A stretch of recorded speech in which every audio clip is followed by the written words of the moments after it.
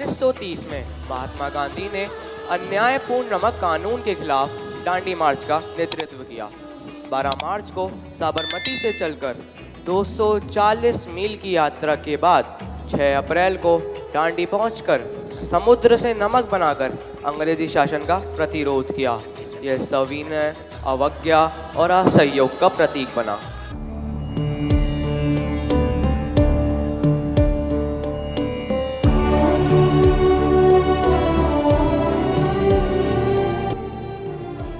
नमक पर कर लगाकर इन अंग्रेजों ने प्रकृति के नियमों का उल्लंघन किया है। हम दांडी तक मार्च करेंगे, वहां जाकर नमक बनाएंगे। महात्मा गांधी की भारत माता की जय, भारत माता की जय, भारत माता की जय, भारत माता की जय, भारत माता की जय, भारत माता की जय, भारत माता की जय। महात्मा गांधी की जय, महात्मा गांधी की जय। हम एक हैं, एक रहेंगे। हमारे देश का नमक हमारे खून में दौड़ रहा है और जो भी हमें इससे अलग करने की कोशिश करेगा, हम अपनी आवाज़ से उसका नामो निशान मिटा देंगे। हम करोड़ों जरूर हैं, पर हमारी आवाज़ एक है। इन नमक के दानों को बनाकर मैं अंग्रेजी हुकूमत की नींव हिला दूंगा।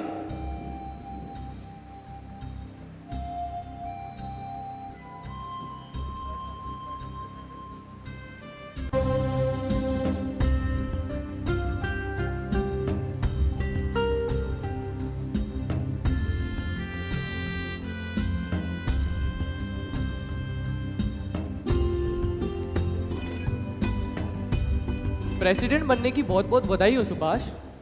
कैसे हो? मैं ठीक हूँ, तुम कैसे हो? मैं भी ठीक हूँ। आओ बैठो। प्रणाम बापू। आप लोगों से निवेदन है कि कुछ समय के लिए बाहर इंतजार करें। कैसे हैं आप बापू? तुम्हारा रास्ता गलत है सुभाष। बापू, मैं आपके अहिंसा के रास्ते का मान करता हूँ, परंतु मैं ये नहीं मानता कि अहिंसा से हिंदुस्तान को आज़ादी मिलेगी। सुभाष, बापू, आधे से ज़्यादा दुनिया अंग्रेज़ों के खिलाफ लड़ रही है और ऐसे में अगर हम अंग्रेज़ों का साथ देंगे तो हिंदुस्तान कभी आज़ाद नहीं होगा। फर्स्ट वर्ल्ड वॉर में भी तो हमने उनका साथ दिया था। बदले में क्या मिला? रॉलेट एक्ट, जलियांवाला बाग, और जान देनी ही है तो अंग्रेज़ों के लिए क्यों, अपने देश के लिए क्यों नहीं? तुम्हारी सोच मेरी और पार्टी की सोच के विरुद्ध है सुभाष। सोच भले ही विरुद्ध है बापू, पर हमारी मंजिल तो एक है, हिंदुस्तान की आज़ादी। यदि तुम्हारी यही सोच है तो मैं तुम्हारा साथ नहीं दे सकता सुभाष। कभी आपने ही कहा था बापू कि अकेले छूट जाओ और सत्य तुम्हारे साथ हो तो आगे बढ़ने से कभी मत डरना। मैं तुम्हारे रास्ते से सहमत नहीं हूँ, फिर भी अगर तुम अपने तरीकों से देश को आज़ादी दिला सकते हो तो देखना, तुम्हारी पीठ थपथपाने सबसे पहले मैं ही आऊँगा। अपना आशीर्वाद तो दे ही सकते हैं ना बापू? बापू भी कहते हो और कहना भी नहीं मानते।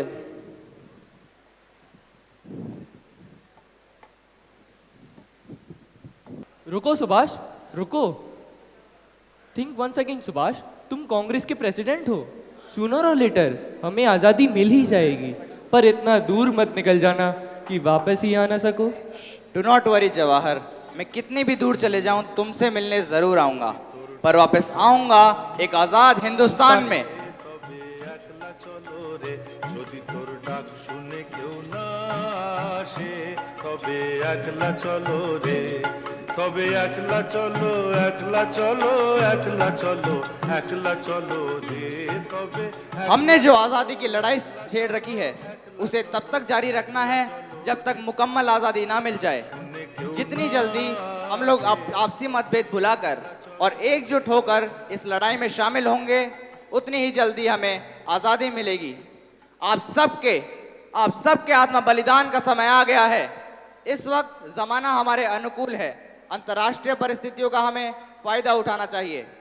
वर्षों से हो रहे शोषण के कारण हिंदुस्तान गरीबी की चक्की में पिस रहा है। 2 वक्त की रोटी भी मुहाल है और इन सब का एक ही रामबाण इलाज है, आज़ादी, जो कि राष्ट्रीय एकता पर निर्भर करती है। इस वक्त कमज़ोर होना सबसे बड़ा पाप है। गुलामी सब कष्टों की जड़ है और वक्त आ गया है कि हम इन गुलामी की जंजीरों को निकाल कर फेंक दे। आप सबको एक होना होगा और हाँ, स्वतंत्रता के लिए मूल्य चुकाना होगा। ये वादा है मेरा देश के सभी नौजवानों से, तुम मुझे खून दो, मैं तुम्हें आज़ादी दूंगा। इनकलाब जिंदाबाद, इनकलाब जिंदाबाद, इनकलाब जिंदाबाद। भारत माता की जय भारत माता की जय भारत माता की जय